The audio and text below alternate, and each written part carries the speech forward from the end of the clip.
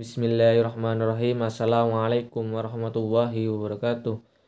Saya atas nama Muhammad Fendi Khalifah Rahman, NIM 2018 096 01 1622. Baik, saya di sini akan mengulas materi hari ini, yaitu perbandingan pendidikan yang materinya metode komparasi pendidikan yang diampu oleh Bapak Fikri Farihin, MPDI.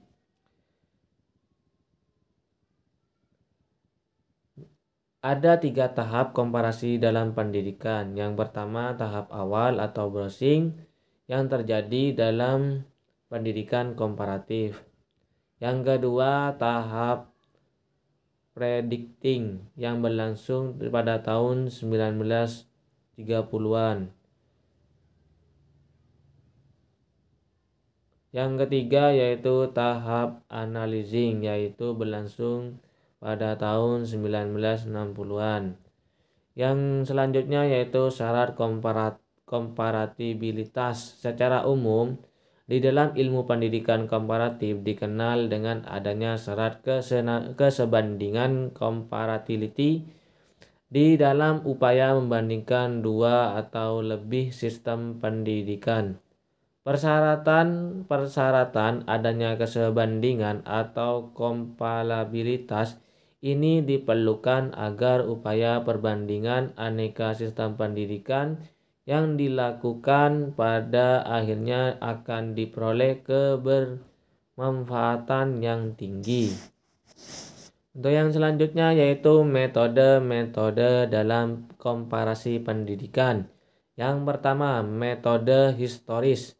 Metode historis digunakan dalam rangka untuk menemukan fakta-fakta pendidikan yang sudah lampau, rangka mencari keterkaitan dengan kondisi pendidikan sekarang, sehingga untuk memaknakan pendidikan sekarang bahkan juga yang akan datang. Itu yang kedua yaitu metode deskriptif. Metode deskriptif dilakukan dengan cara menggambarkan dan menguraikan apa adanya yang telah terjadi pada objek yang diteliti secara detail. Yang ketiga yaitu metode eksperimen. Metode ini merupakan salah satu dalam metode penelitian ilmiah yang dilakukan dengan cara menspesifikasikan objek yang diteliti melalui tindakan mengeliminasi variabel-variabel yang ada dari variabel lainnya. Yang keempat yaitu berpikir filosofis. Berpikir filosofis adalah tindakan yang mendasar, sistematis, dan universal. Dalam hal ini, metode filosofis berusaha menemukan prinsip-prinsip, konsep-konsep mendasar tentang sistem pendidikan di suatu negara atau beberapa negara. Untuk metode deskriptif sendiri meliputi beberapa hal. Yang pertama, studi kasus. Yang kedua, survei. Yang ketiga, studi perkembangan. Yang keempat, studi tindak lanjut. Yang kelima, analisis dokumen. Yang keenam, studi korealisasi. Dan yang terakhir yaitu studi aliran atau tren. Yang kelima yaitu metode area. Metode area dilakukan pada satu desa atau provinsi atau kawasan tertentu. Bahkan dapat lebih luas lagi yaitu negara. Yang keenam yaitu metode komparasi. Metode ini dilakukan dengan cara area wilayah yang lebih sempit. Misalnya hanya 2 desa atau provinsi atau kawasan atau negara, tetapi tidak tekanan pada studi yang lebih mendalam. Yang selanjutnya yaitu pengembangan metode dalam melakukan komparasi pendidikan.